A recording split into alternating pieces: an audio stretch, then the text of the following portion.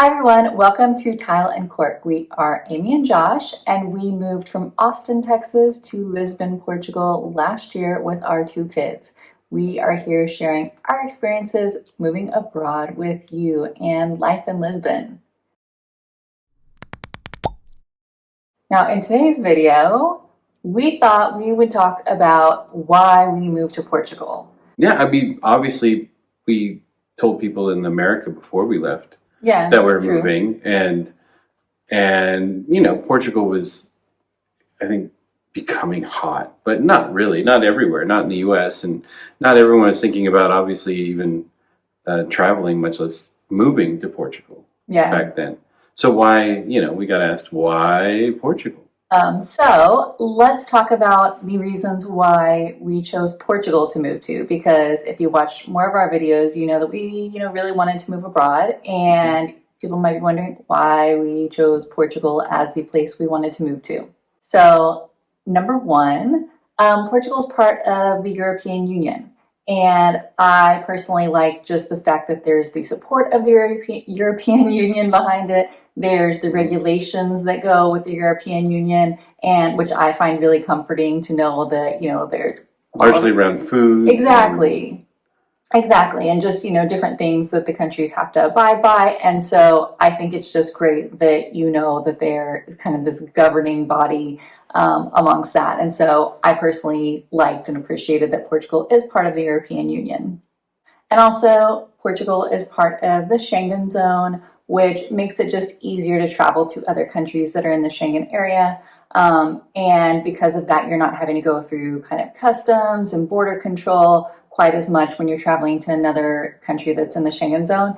I recently went to Prague with my mom, and it was honestly just really nice not to have to go through the whole passport control situation when getting to Prague or getting back to Portugal. And so it made the whole travel experience much nicer. So it is nice when we can travel to other countries in the Schengen zone in the future. I've heard it described as just traveling from one state to another state in the United States. Is that correct? Yeah, I mean, just like in the U.S., you might still have to show your passport, different places. Like you're going to have to show identification of your passport or something when you're boarding a plane. A lot of times they might ask for it.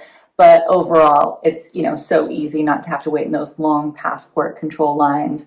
And so much nicer. Okay, so the next reason why we chose Portugal to move to was that we didn't really want to have a car, and just the walkability. I think, this is true in a lot of parts of Europe. Madrid, Barcelona would have been the same, Paris. But I think, a lot of European countries are known to having better walkability than, say, the US, or even I know there are a lot of people who are talking about moving to different areas of South America or Central America. And I think the walkability in a lot of those places is a lot lower. And so I think, when we were choosing somewhere to move, walkability was a huge thing because we did not want to have a car. And so we wanted to move to a country that would allow us to live in a city where we didn't have to have a car. And I think if you ask most people in most cities that have public transportation, they all say that they're bad. Yeah. No one is necessarily proud of their public transportation, but when we moved from the U.S. that had no public transportation really to speak of, it's all great. Like we lived in Seattle, we thought Seattle's was great, and it's mostly just buses. Moving around, some that are pretending to be subways, but they think it's not very good. We loved it. Yeah, because coming from Texas, we were like, this is great compared to Texas. So I think it definitely, depends on your perspective. But from our perspective, Lisbon public transportation is fantastic. Also, another reason we decided to move to Portugal is that it is known as a very safe country. This is very important to us because it's not just us. We also have kids, and we want to live in a place where we feel safe with them. But I think one big thing is you think a lot of places in the U.S. are safe, and maybe you hear that, some places in Europe aren't safe. But I feel safer here walking down the street in Portugal than I did in our neighborhood in the suburbs and the outside of Austin. I felt like I was always on alert walking around the neighborhood there, and here I feel completely safe. Now, I will say, just like any place, you certainly have to, be aware of your surroundings and everything. And so I'm still, aware of everything. And you still have to watch out for things like pickpockets and stuff like that. But overall, Portugal is on the list of the safest countries. And so that was a big factor in why we chose Portugal as well. Also, people look out for each other. Yes. People are not intimidating, even, that like try and be loud or puffed up or, I don't know what I'm trying to say, other than people are just very kind here. Yeah, so. Absolutely. When we visited 2 years before moving here, we were overwhelmed by how friendly people were towards our children in particular, making sure that, children were safe and protected from maybe traffic that was close by, or if our kids were in the way, they would just slightly move them as they walked around them. Children weren't seen as a nuisance. It didn't seem like. Yeah. And that's really kind of bear fruit since we moved here too. Yeah, I mean, when we're waiting to get on the bus, a lot of times people will, let our kids and us get on the bus. Even first. Elderly people will, where we insist, no, you go ahead. And they're like, nah, get your kids on. Exactly. So I think, it is a big kid-friendly culture. Like, it's not a nuisance for kids to be out at dinner at night with their parents. It's expected. Mm-hmm. Like, kids to be out in the evening is expected. Well, and it's just, And, one of our favorite things is, most of the kid playgrounds around here have a kiosk that serves wine, beer, food, etc., coffee, and it's right at the entrance. So you can sit down and have something to eat while your kids are playing. Yeah. And, they have to walk by you to leave the playground. Yeah, and so I think, there's so many parks and playgrounds around here in Lisbon, which is really nice. And as Josh mentioned, having the kiosk next to the playground just makes it really nice and a nice activity if you have kids to be able to, sit and have a sparkling water or a glass of wine or a beer, whatever it is, while your kids are playing on the playground. Or talk to other people and pretend that those are not your children that are yelling for help on the playground. Right. But overall, a very kid-friendly culture. And that is one of the reasons why, after visiting especially, we were like, yes, we think we will all be happy there. All right. One of the other reasons why we chose Portugal to move to is it's honestly just a beautiful country. I used to do photography and walk around cities and take pictures and shoot for magazines and stuff. And so I love just the beauty of this country. Not only do you have the beautiful architecture, you have castles, but you also just have like a varied terrain too. So like here in Lisbon, we have, specific things that are wonderful. But if you want to live by the beach, you can move down to the Algarve or the wide coastline that's here in Portugal. There's the islands of the Azores, there's Madeira.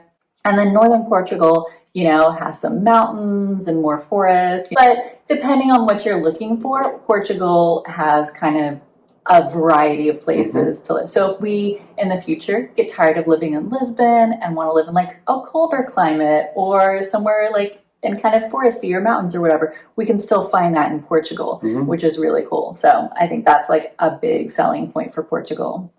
Yeah, beautiful beaches, coastline, as well as, some rivers that provide a chance for some majestic bridges that are just, either here in Lisbon. Porto is another example of a beautiful bridge, spanning a river, as well as canals and all sorts of ways to get around, like gondolas and boats and ferries and cars and buses and trolleys and trams. Yeah, I would say too, like it's such a variety of weather too. Like I love living here in Lisbon because I tend to like a little bit warmer weather. But if you're wanting to live by the beach but cooler weather, you can live in northern Portugal by the beach. Like Porto tends to be a lot cooler. North of that, even cooler. So, Algarve hotter. So I think you have so many options, and it's such a beautiful country with those different regions comes different food. Yeah. Different cultures, different festivals. Yeah.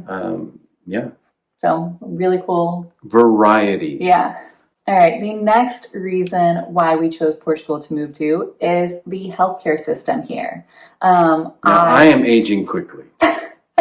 He's aged like 10 years since we started this video. I am 37. If you're 37, then I'm also 37. Yeah. No, but the healthcare here is great. We have private health insurance, and we pay a lot less for that here than we did for health insurance in the US. So that is great. Also, the doctors we have seen here, I think, have been fantastic. Very professional, very thorough. And we are able to find English-speaking doctors here too, which has been nice. Because for health situations, you kind of want to know what the doctor is talking about. But I feel like the doctors we've had have also been very proactive. And yeah, I think it's been great. It's been interesting too. We're having our initial appointments, and we've been given like some lab tests to do, which some of them I've never done before, and we're not very expensive when it comes to paying privately. Yeah. So, I had a sonogram done of my heart. It was I think under €30 to get that done. So, I have pictures of my heart now. We should probably hang some since we don't have any art. We don't have any art on the wall. But some things that have never been looked at before in the States, and even in I think we have a fatigue of getting lab tests done that maybe are just for the benefits of paying an insurance company. Yeah. That doesn't seem to be the case here. And generally, there are some limitations, I think, when it comes to healthcare, and maybe we'll do a podcast I think a video. Yeah, I think we should do a whole video on healthcare, because I think a lot of people probably have questions. If you have questions about it, pop them in the comments so that way we can answer them in a video we do about healthcare. But I think, kind of the key points are, we've had great experiences. We haven't had long wait times through the private system. Everything's been super reasonable. We've been able to get appointments. It's more expensive than the public system, which has longer wait times, we've heard. Yeah, we heard the public system can be. Comparably, it's still been less expensive than an appointment with insurance in the United States. Yeah, there's not like deductibles and things here. Like, that's not a thing. It's just you pay a certain price. Right. And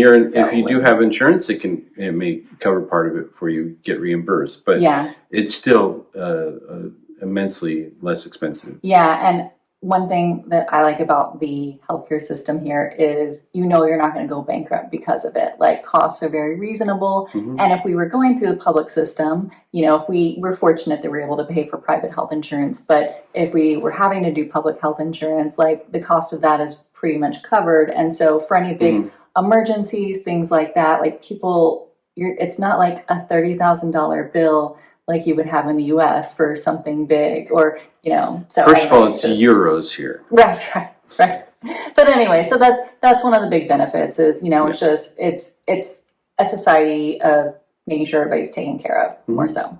So another reason why we chose Portugal to move to is that we could stay here long term. So there are places in Europe that have digital nomad visas that also allow this, but then there are some places in Europe where their digital nomad visa only allows you to stay for a year and then you have to leave. I think Croatia might be one of those, and there's a few other countries that are too, where they are fine with you living there for a year on a visa, but then you have to leave for, I don't know how long, if it's at least 3 months or 6 months or something. If you didn't have to be anywhere and you had kids, didn't have kids, right? Right. But with us having kids, we wanted a place where... Just tell your kids you're in the CIA or something. But we wanted a place where we weren't having to move to, and that we weren't moving to, and then all of a sudden having to pick up and go somewhere else, or anything like that. Like, we moved here, bought furniture, settled in, and, have permanency here. So that was a big factor. Our next video, are kids a bad idea? But yeah, so we chose we made sure to choose a country where we could stay for longer than a year. And honestly, even after we did our scouting trip, we weren't sure if this would be a long-term solution for us, but since we moved here quickly, we realized we could live here. Yeah. The rest of our lives. Yeah. And be happy. Again, I'm aging quickly, so that's not long. But by the end of this video, you can be 90.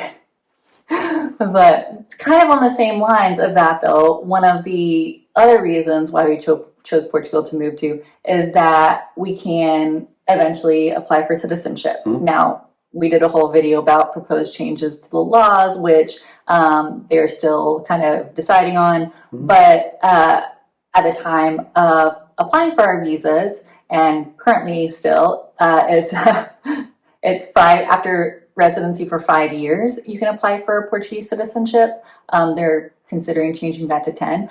But the thing is, our residency visas could lead to for us applying for citizenship here, whereas there are countries where that is not the case. Okay, now kind of along those lines, actually a big reason we moved to Portugal was that we knew we could qualify for a visa to live here and move here. You know, anytime you want to move to a country, you don't just get to pack up and move to that country. You actually have to be able to get a visa to move to that country in a lot of cases. Sometimes it's having a blood relative. Yeah, I mean, sometimes it's, there's a lot of reasons how you can qualify for visas in other countries. Sometimes it's work visas, student visas. Sometimes places now have this digital nomad visa or retirement visa, things like that. And so when, we kind of found out we could qualify for a visa to move here to Portugal. So that was a factor because if we wanted to move to somewhere like the UK, I think it's like a lot harder to qualify for a visa in the UK or Australia. There are countries that actually make it pretty difficult. So Portugal was a country we actually knew that we could qualify for and should get accepted. And we did. The people. So we also love the people of Portugal, at least the ones we've encountered. Have been wonderful. We adore them. By the way, I'm just going to say we adore the people of Portugal. Oh, we adore them. Just because, from what I understand, if love is really only reserved for close people. So when, I say, I love your daughter. It's creepy. It's really, it's So we adore the people of Portugal. Our neighbors are all wonderful, like just people we meet on the friendly, street. Helpful. Are so nice. Amazing. So I think, this is something we've heard a lot of people say about why they really love Portugal, but we certainly encountered this when we visited here. And we still are just experiencing great things. Yeah, those are our reasons for moving to Portugal. And you know what? They all worked out. It's ridiculous to say that now, a year after, but I feel like everything we thought it would be, it has become. I think the only thing was I thought our kids would speak more Portuguese by now. That was it, though. Everything else, I think, has been a lesson in making a leap. Yeah. Even if you don't have all the answers, there are always so many variables about that you can't control, that you don't know the outcomes to. But I think the more we've done this, the more I realize that's like all of life. And there are just some things that are new when you can't account for, and things that are comfortable and old that you can't account for. Yeah. So if that makes any sense, it may not. But there's just a lot of new experiences here, but they've all been great. And we continue to love being in this country every single day. Yeah, so any of those people who asked us why we moved to Portugal, now you know. And a whole video about it. And I don't like being on Facebook or Instagram or for the people who are just showing how wonderful their life is. There's a lot of stuff that we're busy every day doing stuff. Yeah, it's not just fun stuff. We're not just playing tourists around the city. We have responsibilities. Right. And heck, everything takes longer because we have to translate half the things and such. But they're all, we moved here for new experiences, to have challenges and have life not be just, have it be easy and, what's on TV tonight. If you do have questions, about anything, just let us know and we'd be happy to answer them. Again,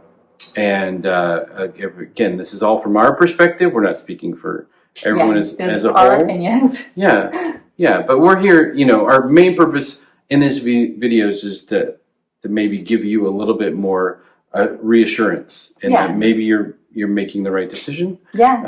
And you might be wanting to move to Portugal, or Portugal's not right for you and you're wanting to make a move to another country. But regardless, these are things you can kind of think about when you're making that choice. Yeah. And as always, we wish you luck in your journey. Well, thanks for joining us. If you like this video, make sure to like it, subscribe to our channel if you want to hear more from us, and we'll be back with another video soon. Ciao. Ciao, ciao.